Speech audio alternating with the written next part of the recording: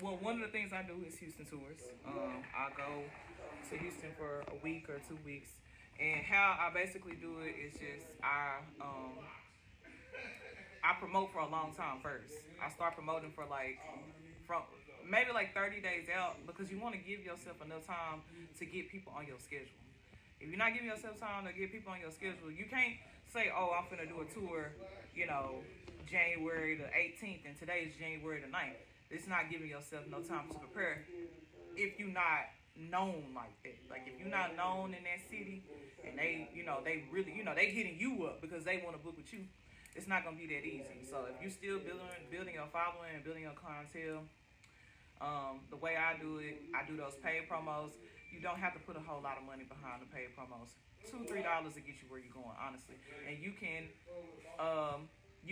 designate the area that you want to target. Like it'll ask you all types of questions. Like if you want to target just the Houston, Texas area, just the Dallas, Texas area, and it'll get you in a wide variety as to where you reach enough people with that $2-3 for 5 days. That's nothing. You know what I'm saying? If you put $5, that's really gonna put you in the dough. If you put $5, that's gonna put you in the dough because you're gonna reach at least like 20,000 people with your first post. With your first post, you're gonna reach a lot of folks, and you gotta be consistent.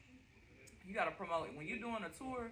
You gotta promote every day. You gotta promote 2-3 times a day for the tour because you gotta get that clientele. You gotta give the people what they want, and you gotta show them like, oh, okay, you got consistency with your shit, and run a sale. Run a sale on something that you're not gonna lose on. No, I'm against sales. I swear, I'm against sales. But run a sale, run a special, because that sale is what's.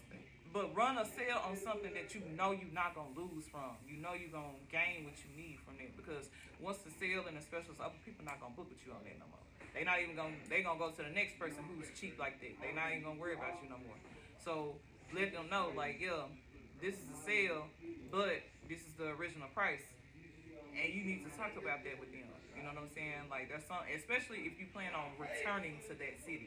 If you're gonna return to that city, I wouldn't say do a sale every time, but to get your neck out there, yes, do a sale, because that's what black people love. Black people love motherfucking sales. Like, they gotta spend their money on something. Especially now.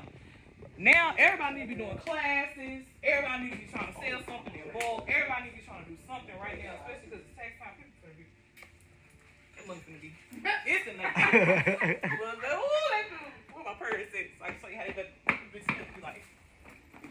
They gonna be trying to get that card out. You know what I'm saying? So they can swipe that mug. So what about the information for a new entrepreneur? What would you say for a new entrepreneur? Somebody's just starting their business.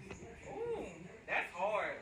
Sometimes that's hard. That's so hard for the new entrepreneurs because everybody doing something. Not to say that it is a little harder, but it's consistency. Like, you gotta find people that's on your team that wanna see you win too. You know what I'm saying? Like, and don't be afraid to put yourself out there. Like, my thing is, like, I be seeing girls. Like today I was in Jenny's. It was a girl in there putting her cars in the damn perm boxes. Yes, in the perm boxes because girl, you know you need me. You know you need me. Like it's a smart idea. Like just leaving your car somewhere where a person can actually pick it up, not at the front counter, because they there to pay. They're not looking for your card at the front counter. So I would say like be consistent and be confident. If you know you can do something, do that shit. And don't take on nothing more than what you. If you can't do it, don't do it. Don't do it. Like if you need some people to practice on, let them know I need a model for this style and charge them a discounted price. I would never say not charge nothing simply because that's your time, that's your work, especially if you gotta buy products, if you gotta whatever it is that you have to do to spend your money on, you need to be reimbursed some kind of way. So like for new entrepreneurs, I know it is hard, but establish what you really want to do first.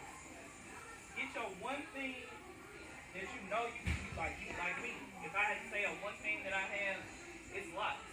So get your one thing that you know you can like capitalize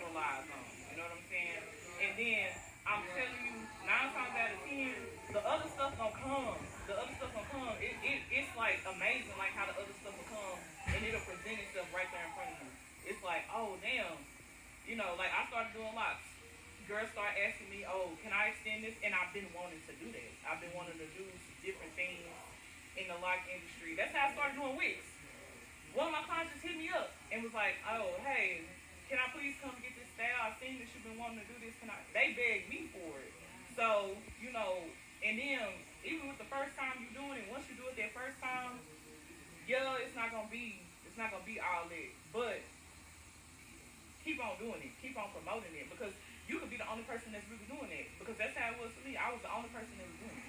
So, and then it's, you know, here it is 3 years later, people come and seeking me for it now. You know what I'm saying? So it's hard, but you gotta be consistent. Like that's really, if I had to say like anything for a new entrepreneur, being consistent is the key. And don't be afraid to talk to people because you just never know who you're gonna run into.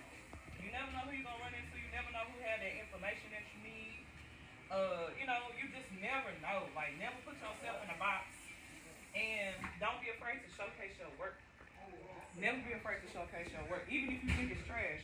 Somebody gonna get on your comment section and be like, "Oh, I like how you did this." And it's people out there who want to help and want to see you win. They not trying to criticize you. They not trying to make you feel nothing. They see you. They see you like how I see you. Like you in the beginning stage. You know what I'm saying? So you need some help.